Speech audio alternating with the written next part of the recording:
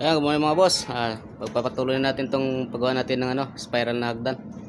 At dito naka-cutting na tayo ng mga bakal. Mag-isa lang pala tayo ngayon mga boss kasi absent yung helper natin. Pero sige lang, kakayanin natin to. Kahit wala tayong helper. Let's go mga boss. At ito mga boss, nag-cutting na tayo ng bakal na gagamitin natin para sa step ng ating spiral na hagdan mga boss.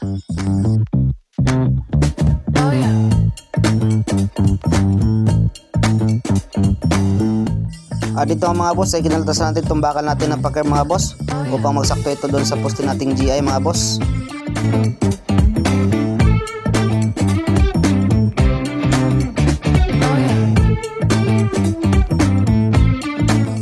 Dito nga pala kumuha ng pattern mga boss sa lumang GI na pinuto na to. Dati itong hagdan dito sa loob mga boss, ngunit tinanggal natin ito.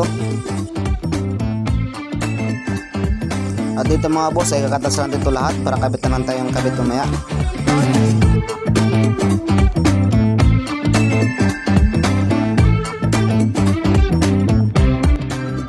Ayan mga boss, tapos na natin pares-pares na yan. Salpak na lang natin yan mga boss. Let's go.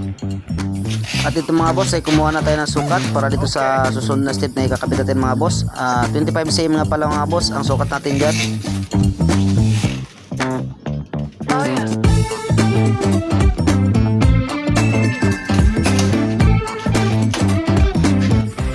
At dito nga mga boss ay ginamitan natin itong mahiwagang pang guide sa linya natin mga boss para makuha natin yung level ng guhit mga boss, kabilaan.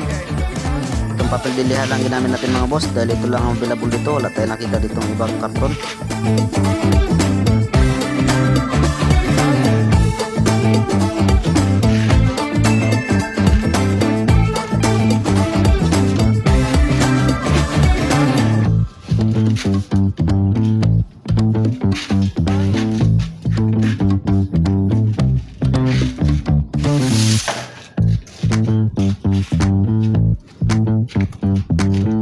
At dito nga mga boss, nagsimula tayo mag-welding mga boss.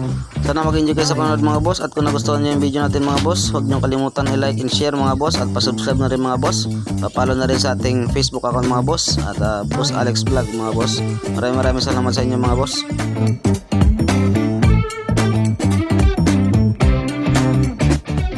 Dito mga boss ay ginamitan pala natin to ng level bar para makuha natin yung pinakang level ng ating step mga boss.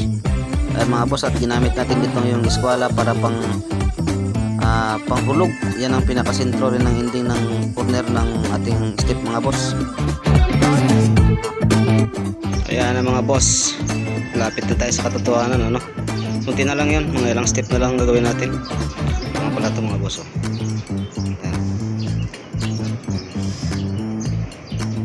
diba? Diyan manda mga boss, lalagyan pa ng hagdan pumunta ganyan. Pili lang mga boss kung diretso lang yung hagdan o spiral din. Bakit niya sa taas gagawin yung na pinakatiris, tambayan or inuman, pwede dyan mga boss. Abangan nyo mga boss hanggang sa matapos na itong project natin. At ito nga pala yung gagawin rin natin itong room mga boss, itong area na ito. At ito nga mga boss, malapit na sana tayong matapos dito mga boss sa paggawa ng frame ng step natin mga boss. Tulad natin inaasahan mga boss na biglang bumuhos ang ulan. Napasilungan tayo agad mga boss, baka mapasma tayo mga boss at baka mabasa rin yung ating mga gamit mga boss. Umulan pa mga boss.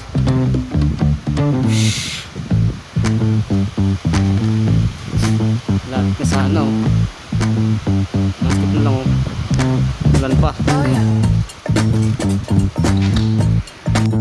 Mga boss, ulan. Ulan. Sayang. Mastik na sana tayo.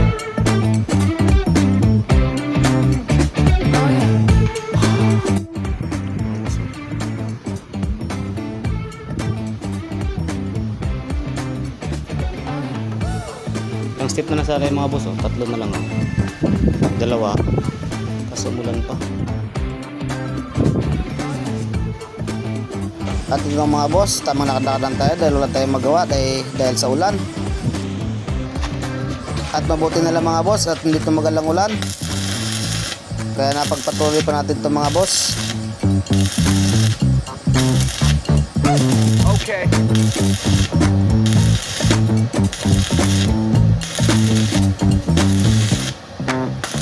Oh yeah.